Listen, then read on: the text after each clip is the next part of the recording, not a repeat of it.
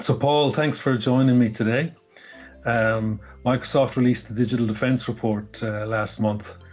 Great read. I'm sure you've had time to read it. There was a statistic that came out of that report that over 81% of organizations at this point are planning to continue to work in a hybrid working environment. Clearly, there's changes to the risk and the security in a hybrid environment.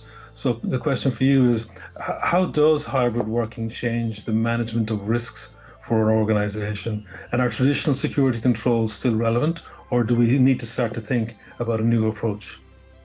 Yep, it's a great question, Des. And I think there's definitely new things that need to be thought of, but it is hybrid at the end of the day. So you still, those existing controls that you're doing are still relevant, and you still need to keep doing all that good stuff.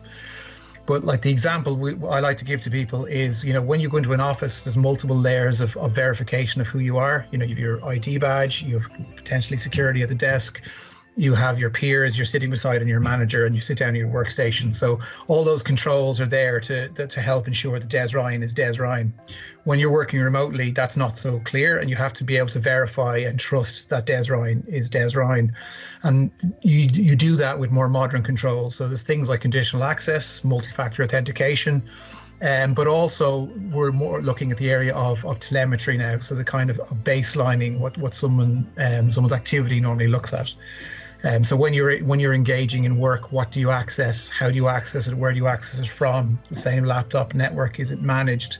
All those different telemetry signals can be aggregated together to build a picture of what your normal working day looks like, so that we can look for anomalies. So logging in from a different location or an unusual time, or accessing data you've never done before. And I think Microsoft are in a unique position. It was one of the quotes from the report that I found quite interesting, that Microsoft have currently accessed over 24 trillion security signals per day. So there's a huge amount of data that's available in customers' tenants that they can start looking at to build those baseline pictures and start creating that kind of more intelligent threat hunting for insider risk or unusual activity.